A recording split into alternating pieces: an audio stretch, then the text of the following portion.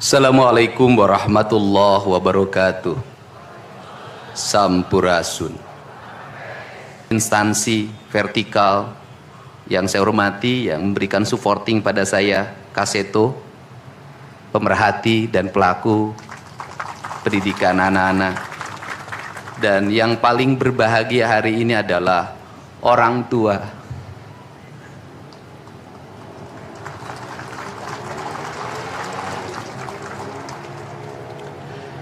Dari 273 anak-anak Jawa Barat yang terjaring di seluruh provinsi Jawa Barat dengan berbagai latar belakang, dengan berbagai kondisi, dengan berbagai keadaan, hari ini sudah tumbuh menjadi anak-anak yang sehat, memiliki visi dan memiliki harapan. Bahkan menurut saya jauh lebih baik dibanding yang tidak mengikuti pendidikan di Dodik, Lembang, Rindam 3, Siliwangi. Saya ucapkan terima kasih buat komandan, wakil komandan, dan para pelatihnya. Yang pertama, hari ini kita bersama-sama memperingati upacara kebangkitan nasional. Saat masyarakat Indonesia, masyarakat Nusantara disadarkan dari ketertutupan telinganya, dari ketertutupan matanya, dari ketertutupan hatinya, dari kebutaan matanya, dari ketulian telinganya, dari kebisuan lidahnya, dan dari ketutupan hatinya, di mana saat itu kita masuk pada sebuah fase kita ternina-bobokkan oleh imperialisme kolonialisme yang menghamparkan lapangan pekerjaan, yang menghamparkan perkebunan, yang menghamparkan areal persawahan, yang menghamparkan areal-areal irigasi, yang menghamparkan areal bendungan.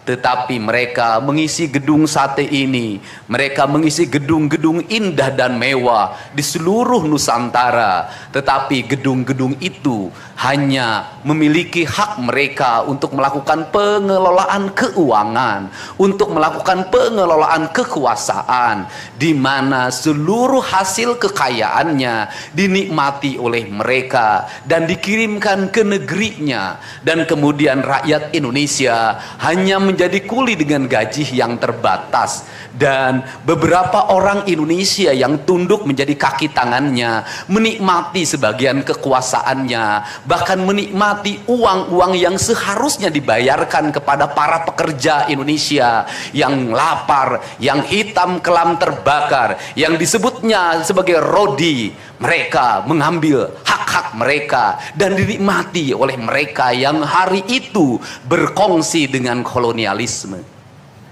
Maka kesadaran itu tumbuh, lahirlah gerakan Budi Utomo, lahirlah gerakan Sumpah Pemuda, dan seluruh gerakan itu dimulai dengan sebuah kesadaran dan hilangnya rasa takut pada dirinya bahwa kita adalah pemilik hak dari negeri ini.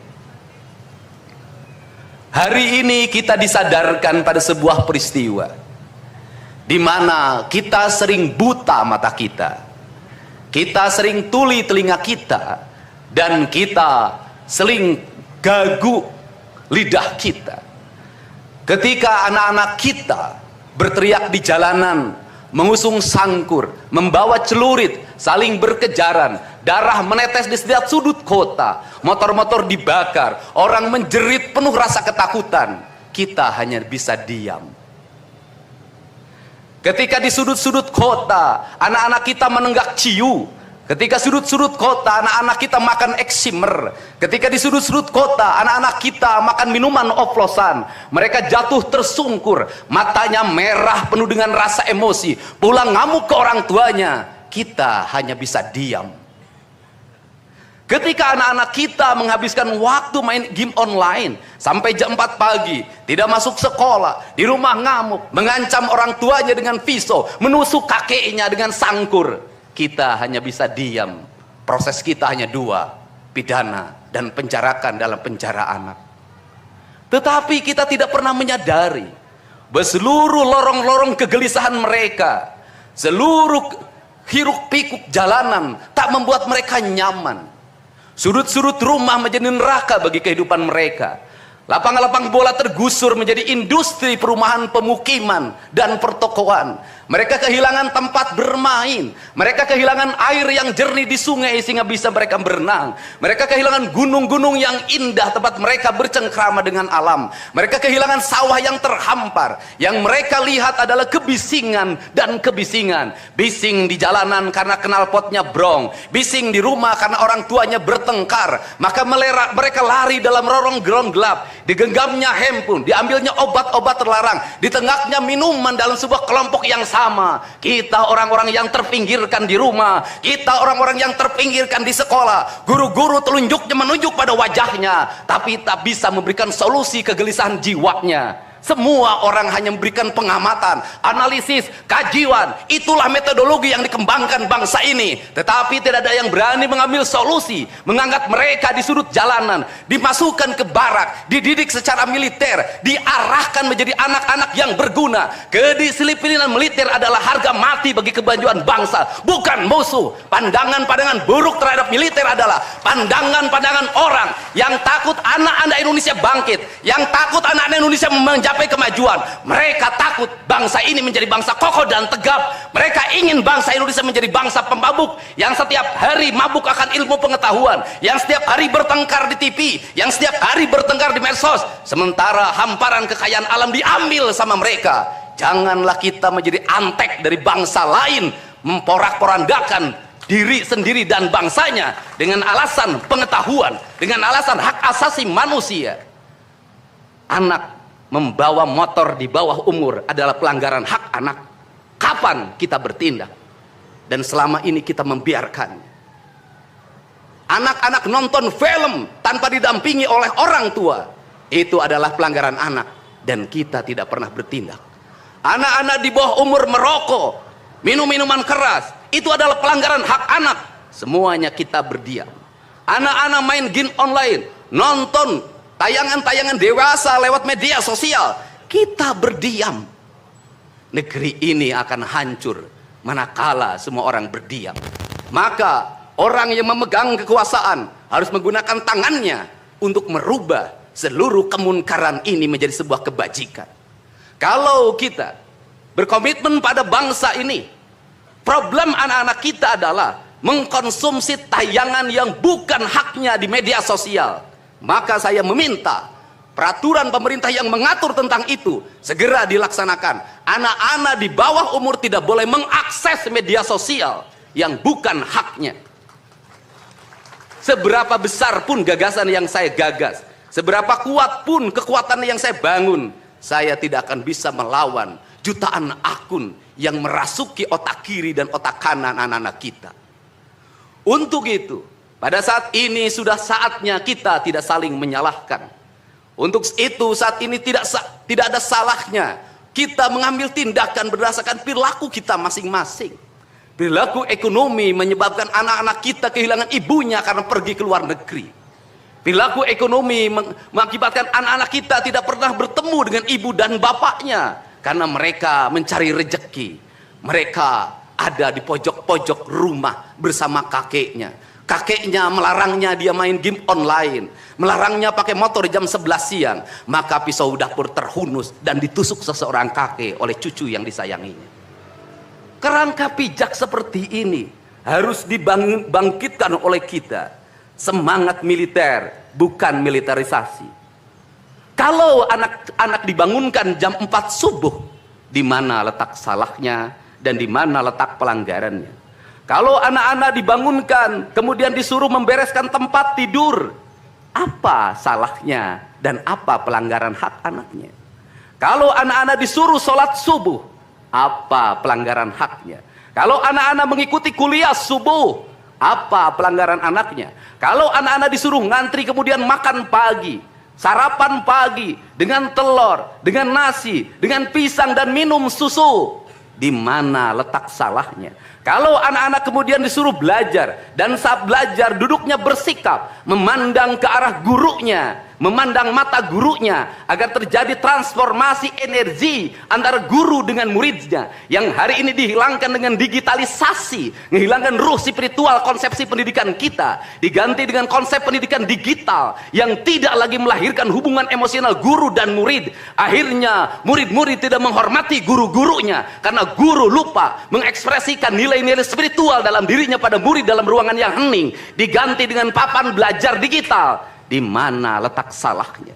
Kalau anak-anak itu diajarkan makan siangnya tertib, berantri, berdoa sebelum makan, di mana letak salahnya?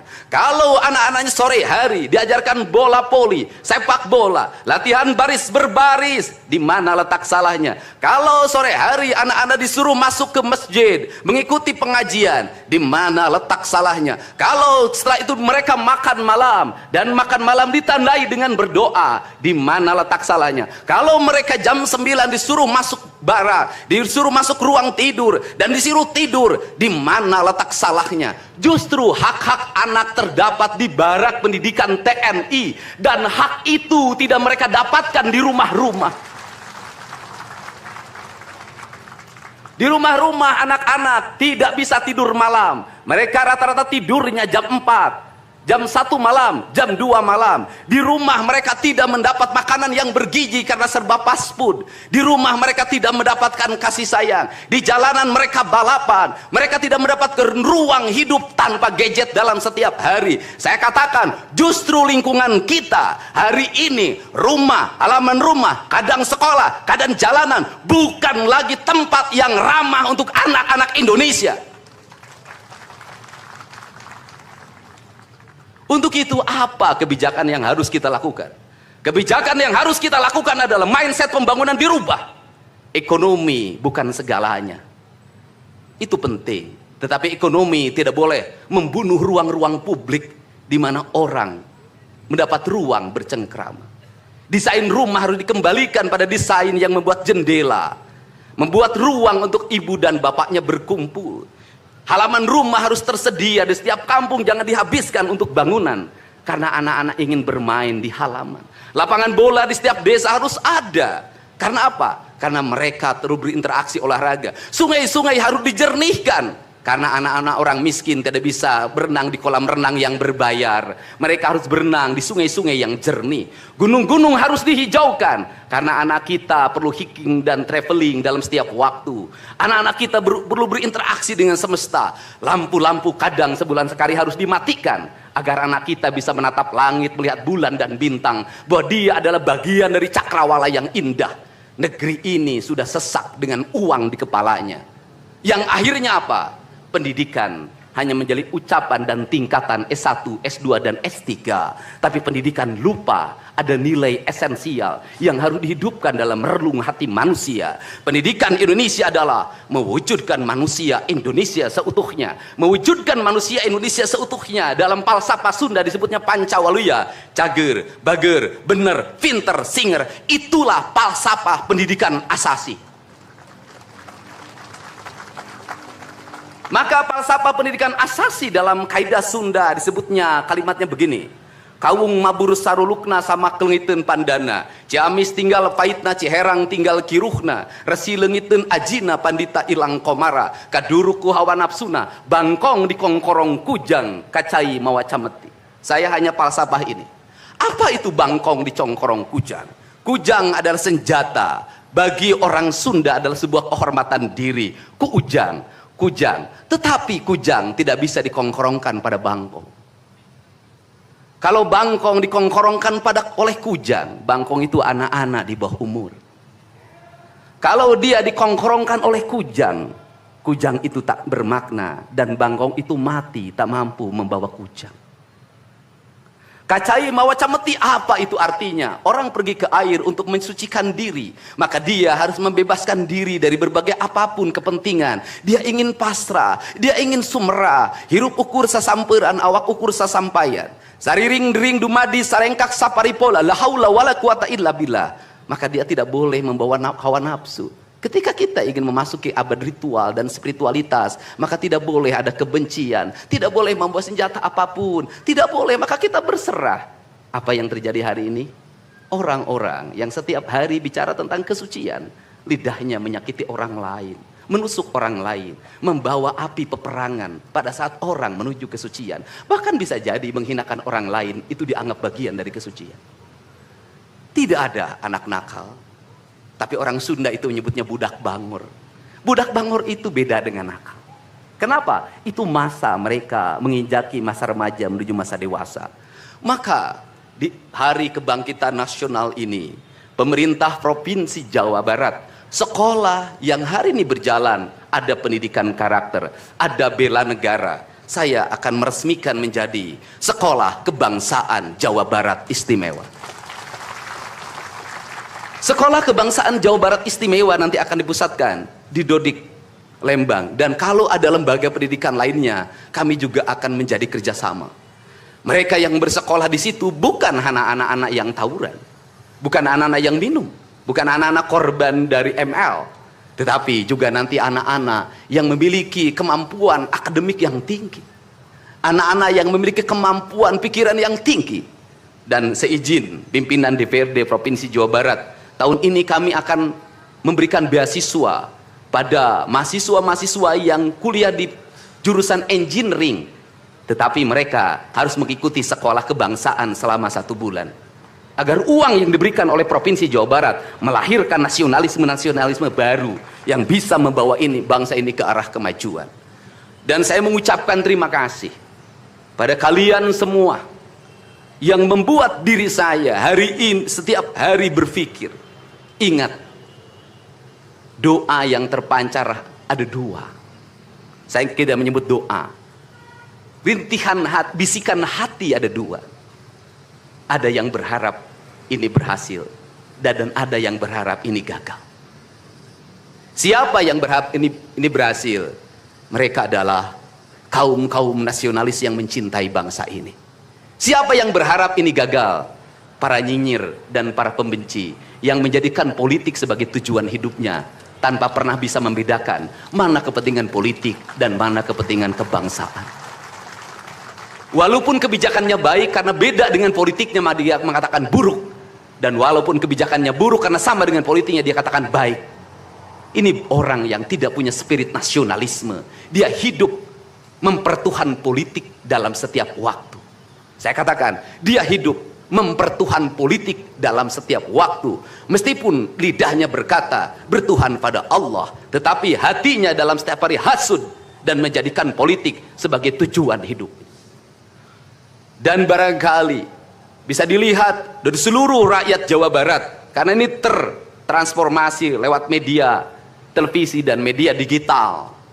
Yang menjadi petugas upacara hari ini bukan pasukan paskibraka yang biasa kita pakai, tapi mereka adalah peserta didik sekolah kebangsaan Dodik, Lembang, Rindam 3, Siliwangi. Waktunya tidak lama, hanya 18 hari, tapi bisa dibentuk. Pertanyaannya adalah, di sekolah mereka bisa dibentuk seperti ini? Kalau di sekolah tidak dibentuk hari ini, maka pertanyaannya adalah, berarti sistem pendidikan nasional harus dievaluasi. Dan kalau misalnya yang di Jakarta mau menyalahkan, kan disahkannya di Jakarta. Kan anggaran yang triliunan disahkan di Jakarta. Kenapa anggaran yang triliunan ini tidak terevaluasi dalam setiap tahun? Saya katakan, sistem pendidikan yang di dalamnya angka-angka yang hanya orientasinya materi dan kepuasan dalam outcome dalam sistem pengelolaan keuangan tidak akan melahirkan apapun kecuali tumpukan kertas, software dan hardware. Tetapi pendidikan yang lahir dari jiwa dan lahir dari cinta tanpa biaya yang besar, dia akan melahirkan anak-anak penuh dengan semangat kebangsaan dan punya spirit Pancawaluya. Itulah pentingnya hati, itulah pentingnya rasa. Untuk itu hari ini ada antrian, ribuan orang yang ngantri ingin memasuki pendidikan di pendidikan sekolah kebangsaan. Dan kalian semua hari ini bisa bertemu dengan orang tuanya, bisa mendapat sertifikat dari kami, dan bisa pulang dulu. Nanti dalam 2 minggu sekali kami siapkan mobil di setiap kabupatennya untuk pergi ke Dodik lagi, mengikuti pematangan, bukan di Dodik nanti, di Badan Diklat ESDM Pemda Provinsi Jawa Barat, kalau nanti di Dodik diisi oleh siswa yang baru. Dan kami akan memantau perkembangan kalian dalam waktu 1 tahun, bukan 6 bulan. Dan saya sudah meminta kepada Dinas Kesbangpol, Dinas Pemuda Olahraga, di upacara peringatan 17 Agustus 1945 Pemda Provinsi Jawa Barat, seluruh pesertanya berasal dari siswa didik sekolah kebangsaan di Dodik Lembang. Kalian semua jadi petugas upacara Agustusanan. Jadi tidak usah repot lagi. Ternyata bisa. Dan hari ini bisa kalian bahagia.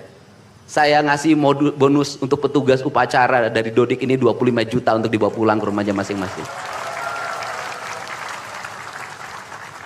Dapat uang saku, makannya enak, tidurnya nyenyak, berubah mental, bajunya bagus, pulang dapat bonus, gratis lagi. Dan tentunya buat petugas yang lain juga kita siapkan 25 juta. Nanti ditanya lagi, itu duit dari mana? Ladang ngonten. Saya selalu ditanya, Pak Dedi duitnya dari mana ngonten? Habis itu dimasalahin lagi, gubernur konten. Lebih baik dari jadi gubernur konten, punya duit diberikan pada rakyat daripada gubernur molor. Bener nggak? Ya kan, daripada gubernur tidur, gubernur protokoler, gubernur ingin dihargai, gubernur menghabiskan anggaran jalan-jalan ke luar negeri. Hayang ting aing. Kang Dedi masuk gorong-gorong, ya sebentar lagi akan saya naik ke pesawat. Jadi Indonesia ini perlu mental yang kuat kalau ingin melakukan perbaikan. Kenapa? Harus kuat menghadapi kaum nyinyir. Dan biarkan yang nyinyir selalu sakit hati selamanya. Karena Jawa Barat akan terus mengalami peningkatan pembangunannya. Ini baru 3 bulan. 100 hari itu tanggal 30 Mei, 100 hari kepemimpinan saya. Belum 100 hari, sudah banyak orang yang kepanasan. Apalagi 5 tahun. Dan saya ucapkan terima kasih. Ini upacara yang spesial. Kita dihadiri oleh Korps Pasukan Khusus. Tepuk tangan semuanya. Ada Kopassus, ada Kostrad, ada Marinir, ada istilahnya apa sekarang, Kopasgat. Kemudian ada infanteri, ada cavalry. Kemudian ada pasukan angkatan laut, kemudian juga ada brimob. Tepuk tangan semuanya, keren. Dan kalian semua, para peserta, ini yang keren-keren ini anak-anak kita ini. Anak-anak kita yang keren-keren ini, kamu tengok ke kanan, tengok kiri sambil minta sama Allah, besok kamu yang berseragam seperti mereka. Tepuk tangan kalian semuanya, semangat!